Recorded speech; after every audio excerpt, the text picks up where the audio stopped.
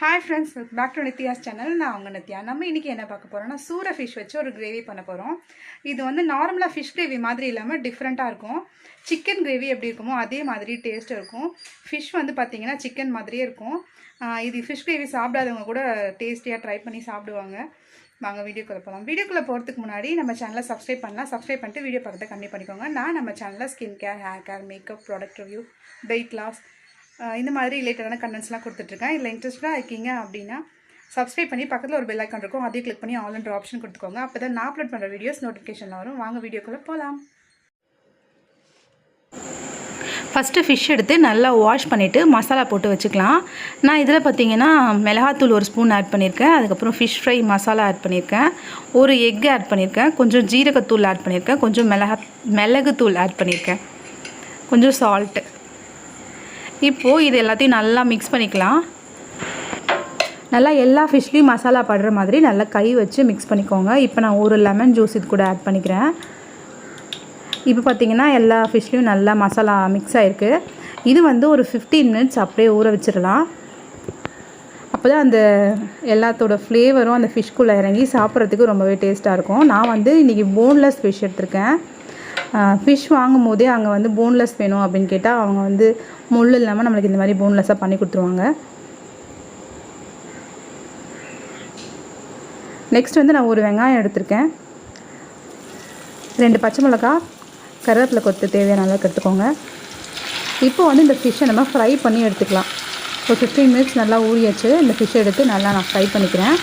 ரொம்ப ஃப்ரை பண்ணக்கூடாது, நல்லா முறுமுறுன்னு ஆகிற மாதிரிலாம் ஃப்ரை பண்ணக்கூடாது. சும்மா 2 பக்கமும் அப்படியே திருப்பி போட்டு எடுத்துக்கோங்க. கொஞ்சம் கலர் மாறின உடனே இந்த ஃபிஷ் எடுத்து வச்சுக்கலாம்.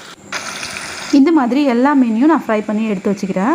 இது வந்து சூர மீனில் மட்டும்தான் செய்யணும் அப்படின்னு இல்லை, எந்த பெரிய மீனில் வேணாலும் செய்யலாம். இதே மாதிரி சூப்பர் டேஸ்ட் கிடைக்கும். இப்போது நான் ஃப்ரை பண்ணியிருந்த ஆயிலை இந்த பேனில் ஆட் பண்ணிக்கிறேன். ஃப்ரை பண்ண மீதி ஆயில் கொஞ்சம் தான் இருக்குது அப்படின்னா நாங்கள் தேவையான ஆயில் கொஞ்சம் ஆட் பண்ணிக்கலாம். இது கூட நான் 1 ஸ்பூன் அளவுக்கு சோம்பு ஆட் பண்ணிக்கிறேன். இந்த சோம்பு நல்லா பொரியட்டும். சோம்பு லைட்டாக கலர் சேஞ்ச் ஆனதுக்கப்புறம் நம்ம கட் பண்ணி வச்சுருந்த வெங்காயம் இது கூட ஆட் பண்ணிக்கலாம்.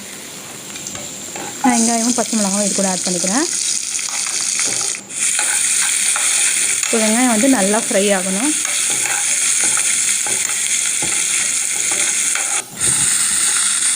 நெக்ஸ்ட் நான் 2 கொத்து கருவேப்பிலை ஆட் பண்ணிக்கிறேன்.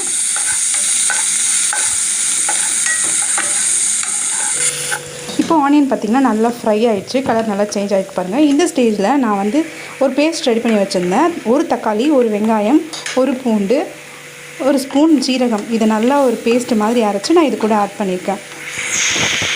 அது நல்லா வதங்கினதுக்கப்புறமா நான் தேவையான அளவுக்கு மிளகாத்தூள் ஆட் பண்ணிக்கிறேன். இப்போ இந்த மிளகாத்தூளோட பச்சை ஸ்மெல் போகணும். அதுக்கப்புறம் வந்து நான் தேங்காய் அரைச்சி வச்சுருக்கேன். தேங்காய் அரைச்சி ஃபஸ்ட்டு பால் எடுத்து வச்சுக்கோங்க. திக்காக இருக்கும் இல்லையா ஃபஸ்ட்டு பால், அதை எடுத்து தனியாக வச்சுக்கோங்க. செகண்ட் பால், அந்த தேங்காவை செகண்ட் டைம் தண்ணி ஊற்றி அரைச்சி அந்த பாலை நான் இப்போ ஆட் பண்ணிக்கிறேன். தண்ணிலாம் இதில் ஆட் பண்ணக்கூடாது. இந்த செகண்ட் தேங்காய் பால் மட்டும் நான் ஊற்றி ஆட் பண்ணிக்கிறேன். இப்போ நல்லா கொதிச்சிட்ருக்கு. கிரேவி பார்த்திங்கன்னா கொஞ்சம் அளவு நல்லா திக்காக வந்துடுச்சு. நல்லா திக்காக இருக்க பாருங்கள். இந்த ஸ்டேஜில் நம்ம ஃப்ரை பண்ணி வச்சுருந்தோம் இல்லையா மீன், அந்த மீனை ஆட் பண்ணலாம். ரொம்ப திக்கானாலும் நல்லா இருக்காது. கொஞ்சம் ஒரு செமி கிரேவியாக இருக்கும் போதே நம்ம இந்த ஃபிஷ்ஷை இது கூட ஆட் பண்ணிக்கலாம். எல்லா ஃபிஷ்ஷும் இது கூட நான் ஆட் பண்ணுறேன்.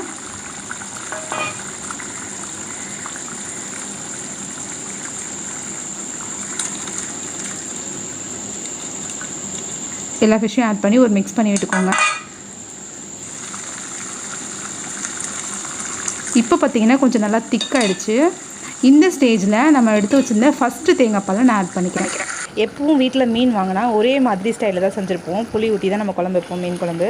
இது பார்த்திங்கன்னா டிஃப்ரெண்ட்டாக இருக்குது, ரொம்பவே சூப்பராக இருக்கும் சாப்பிட்றதுக்கு, டேஸ்ட்டும். ட்ரை பண்ணி பாருங்கள். வீட்டில் எல்லோரும் சாப்பிடாதவங்க கூட சாப்பிடுவாங்க. அவ்வளோதான், குழம்பு ரெடி.